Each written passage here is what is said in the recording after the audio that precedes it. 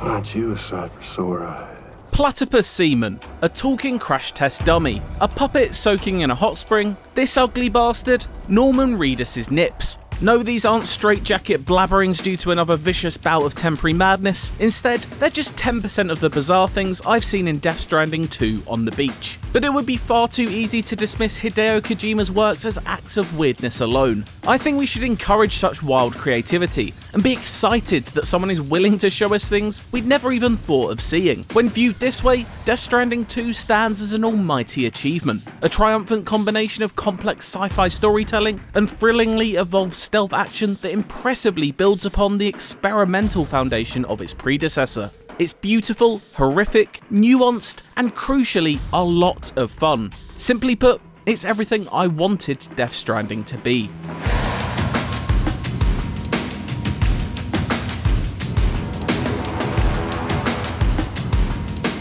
The rhythm of Death Stranding 2 will be familiar to those who played the original. Reedus is back as Sample to Bridges, once again on a mission to make deliveries across treacherous terrain, often facing human and otherworldly threats along the path. It requires you to be prepared for what faces you on each mission by studying your map and packing accordingly. See a river too deep to walk through in your way? Bring a ladder or two along to cross with it. Spot a warning that BTs, the ghostly threats that stalk certain rainy spots, lurk in that area? Pack a few blood grenades to lob at them.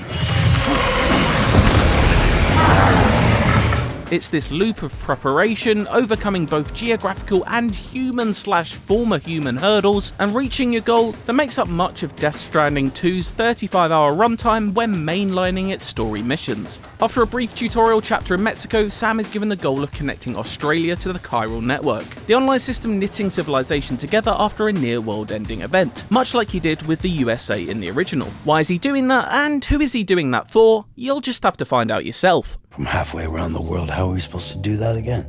This new continent offers a far greater variety of locations, as it shifts in its appearance and the challenge it presents with regularity. It further adds to the feeling of combating nature with this future tech, as the Earth itself seems to be fighting back against its increasingly digital future. Should we have connected? It's a resounding no, it seems, from Mother Nature. What in the world?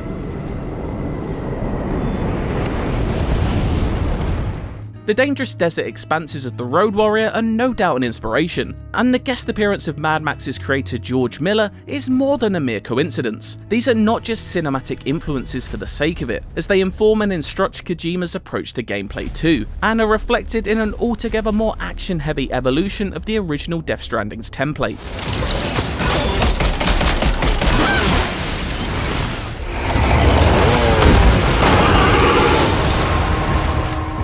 What initially presents itself as a pretty rudimentary style of stealth gameplay, mainly consisting of crouching in tall grass and performing silent takedowns, rapidly reveals its layers as your arsenal grows. For example, there's the introduction of a game-changing tranquilizer sniper rifle, which is something I found super satisfying to pick bandits off with. It may never truly become the stealth action playground of creativity that Metal Gear Solid 5 The Phantom Pain is, but it frequently evokes that same feeling in brief moments, delighting me each time it does. Death Stranding 2 offers a lot more flexibility in your approach compared to the original Death Stranding, making its combat much more engaging as a result, and you'll need to become accustomed to a variety of approaches as well, because there's no avoiding confrontation and the many forms it takes this time around. Enemies develop as you progress, and knowing which are armoured, which have higher mobility, and what ammo type they're vulnerable to adds variables to each encounter, meaning you can't always rely on the same rinse and repeat tactics. That being said, if you're a decent enough shot with a sniper rifle, you can clear out most spaces before enemies have time to reach you.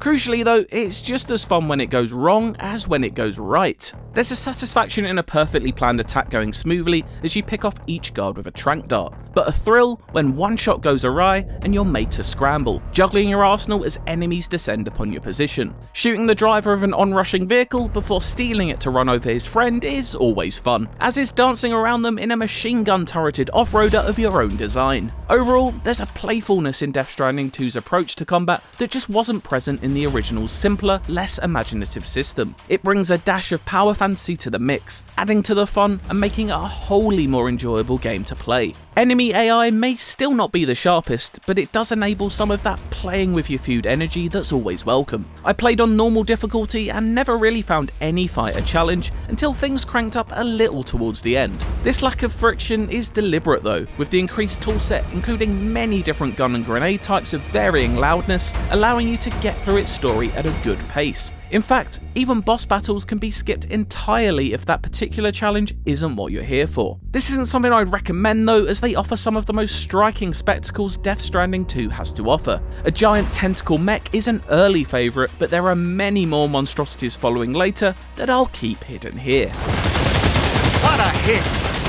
Cliché, but that one's gotta hurt. Your action chops are also firmly put to the test in the sections that have you face off against newcomer Neil, played with a subtle intensity by Italian actor Luca Marinelli. They're particularly stunning stages full of flame and beauty that made me feel I was briefly taken away to a different game. But those lashings of cinematic style are painted across each encounter, and the many cutscenes that bookend them. Having time slow down after dispatching an enemy is not only very helpful when faced with multiple threats, but adds a slick layer of style to each gunfight. No aspect of Death Stranding 2 is left untouched by its blockbuster aspirations. But as both elements and entities fight against you with more vigour this time around, you're in turn given new abilities to combat them with. Unlike the first game's relatively bare-bones character progression, now skill points can be used to unlock fresh tools and boost your stat sheet. Death Stranding 2 is by no means an RPG, but it does offer greater and much appreciated variety when it comes to building out how you want your Sam to play. Want to be sneaky Sam? Invest in the ability to cover your tracks by scrubbing out your footprints. Want to be shooty Sam? Augment his arsenal so it packs a heavier punch. You'll ultimately be treading the same set of missions as every other player, but the ways you can choose to approach each one are far more varied this time around. These perks can also be freely plugged in and out, reminiscent of how Nier Automata's fantastic chip system functions, and offers great flexibility, further enhancing your freedom when preparing for specific types of missions. Upgrades get unlocked in accordance with how you've been playing. For example, if you take a combat-heavy approach, you'll be rewarded with new skills like a semi-automated lock-on ability for your guns. It's a nice touch that further makes Death Stranding 2 feel like an experience that is in step with you, and another indication of its formerly rough edges being sanded down for a much more enjoyable time. On top of perks, there is also no shortage of gadgetry and weaponry available to Sam. Completing side missions and increasing your star ranking with each of the outposts dotted around the map unlocks these options at a consistently good rhythm, as well as some that open up when you complete certain story events. The tools get weird and wild too, coming at such a regularity that you'll be moving on from one shiny tool of destruction or subterfuge to the next with each mission. But it isn't just in combat that these accessories have their uses either, because no matter how much Death Stranding 2 has cranked up the action this time around, it is still fundamentally about porting cargo from one location to another across Australia. That vast expanse naturally leads to new delivery systems. Yes, turns out there really is nothing on Earth like a genuine bona fide electrified 6-car monorail.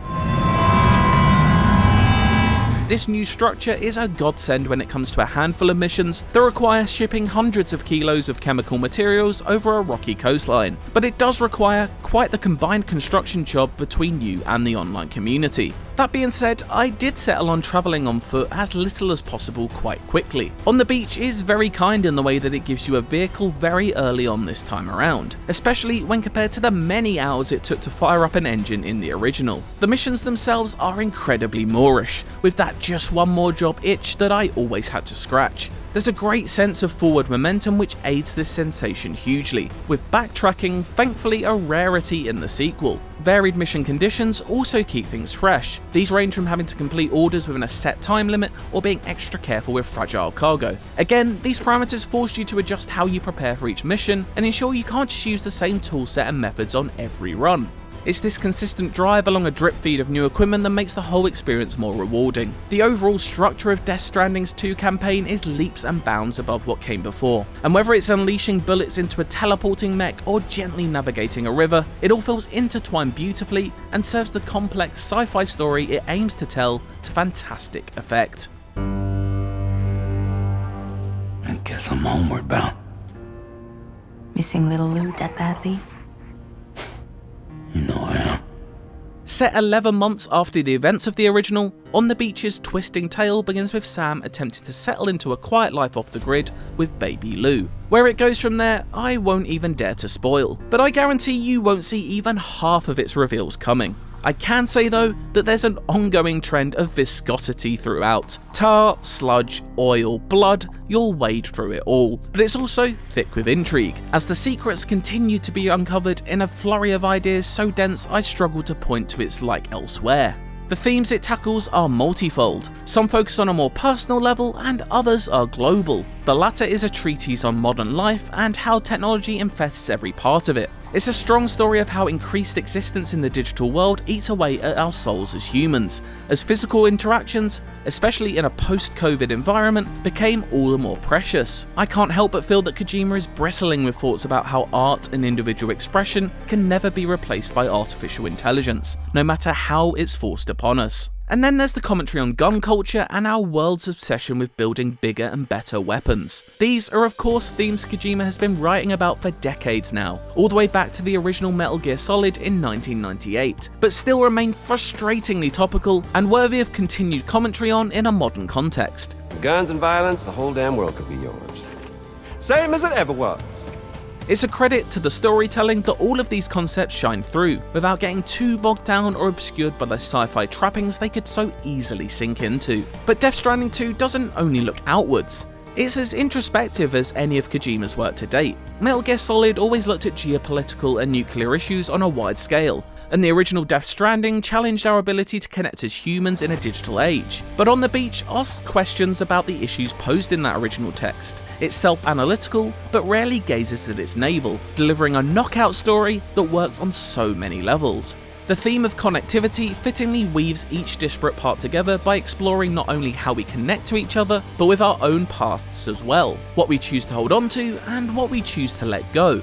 I don't think it's any coincidence that Neil resembles Solid Snake, a character whom Kojima has had to make peace with cutting ties with ever since his departure from Konami a decade ago. Death Stranding 2 almost feels like a funeral for his beloved bandana operative.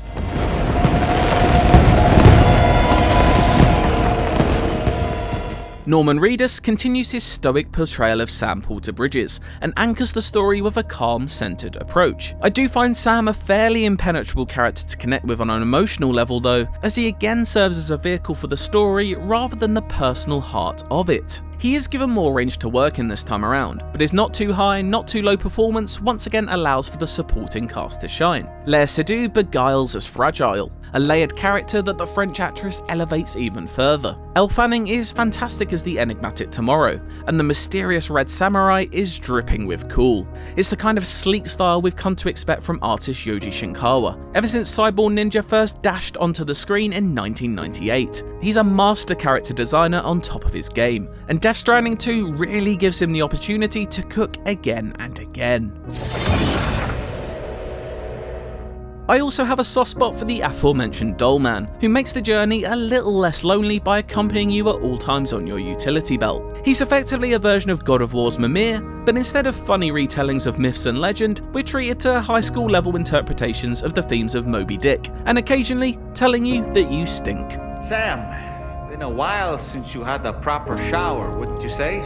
The standout performer this time around though has to be Troy Baker's return as Higgs, who pretty much steals every scene he enters. He's been given license to bring an even more operatic edge to the character this time around, complete with a chilling mask and crimson electric guitar to match. A ready Van Halen, if you will.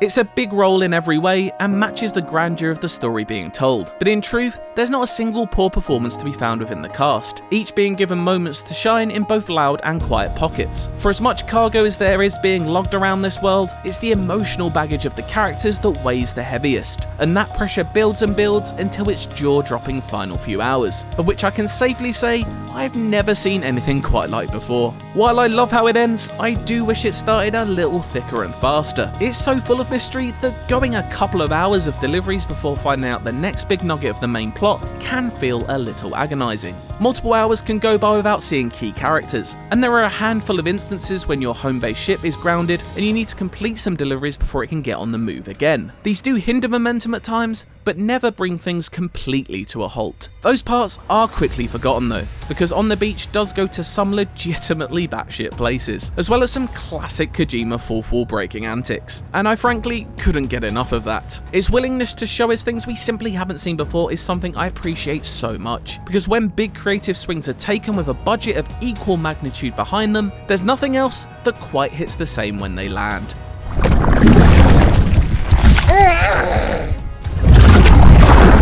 The original Death Stranding held promise, a complex, often confusing but never contrived first draft. A reflective journey across a lost America, it established a world and its rules with a flourish, even if I found it stumbled along the path. But in Death Stranding 2 On the Beach, Australia plays host to an expanded vision and is a more accomplished achievement in nearly every facet. It removes almost all of the friction that weighed down its rookie effort, delighting with a truly unpredictable story full of intrigue and malleable stealth action playgrounds hidden in a vast, hauntingly beautiful version of Australia. Yes, at times it is unapologetically weird, but that isn't what defines it. It's an inventive journey packed full of both shock and awe, the sort of bold work that deserves to be encouraged. No, it isn't perfect, but it's incredibly exciting and original, never once straying from the path less trodden, and I love it all the more for it.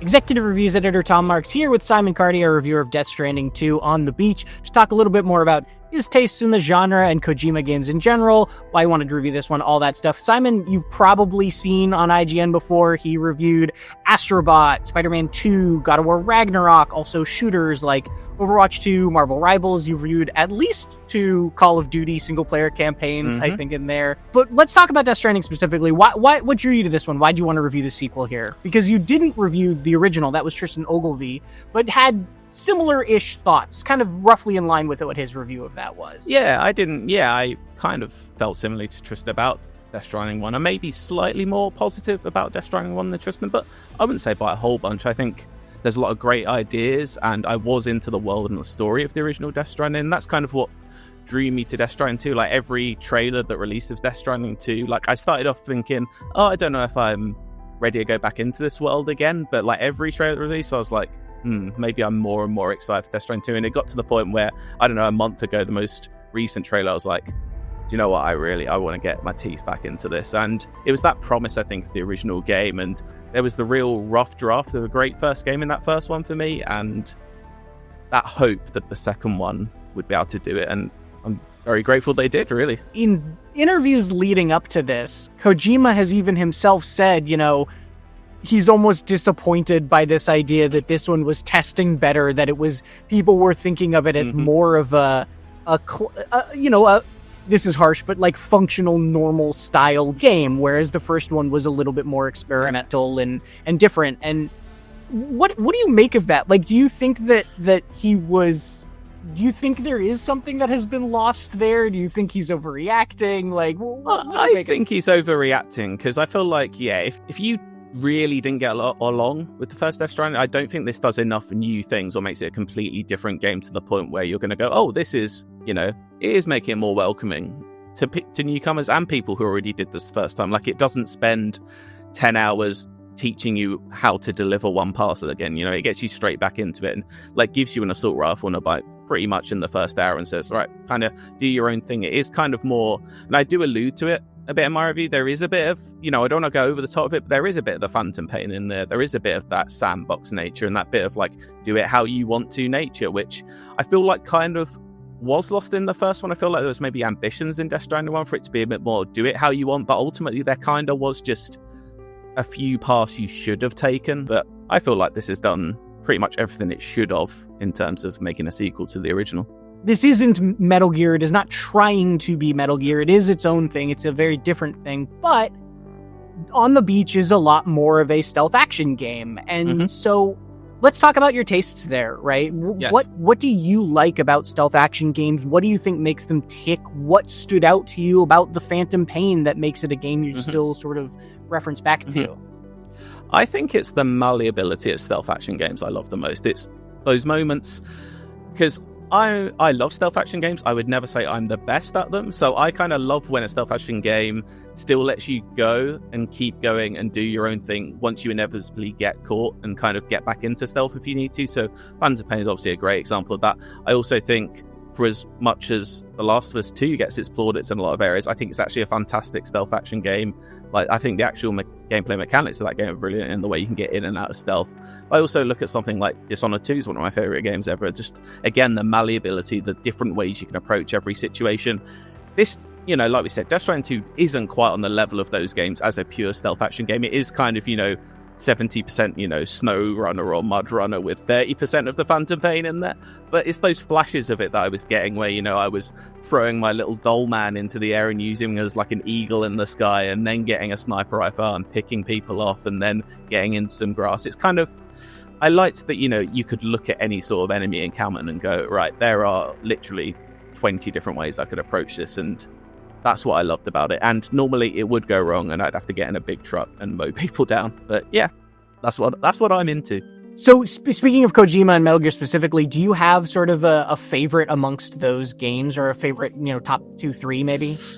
It's always 1 and 3 in my mind. Those are the ones. I feel like 3, I was at the perfect age when it came out to be like fully obsessed with it when it came out on PS2. And that was the one for the longest time I thought was the best. I'm really looking forward to the remake of that. But I think the last couple of years, I recently replayed Metal Gear 1, Metal Gear Solid 1, and I kind of feel like that's my favourite now, just because you can see where everything came from. It is, not many more games more influential in the world than that game, and just the amount of different things it's doing back in 1998, I just think it's astonishing. So 1 of 3 are the top 2, and I feel like now I would say Metal Gear Solid 1. Controversially, I do, for as much as I've mentioned the Phantom Pain here, I do think it's like absolutely one of the best stealth action games ever made. I would never say it's one of my favourite games ever made, though, just because sadly it is kind of unfinished and the story isn't really there. So, like, if we were doing an actual Kojima ranking, at this point in very time, I would say I prefer Death Stranding 2 to the Phantom Pain, which may prick some people's ears up, but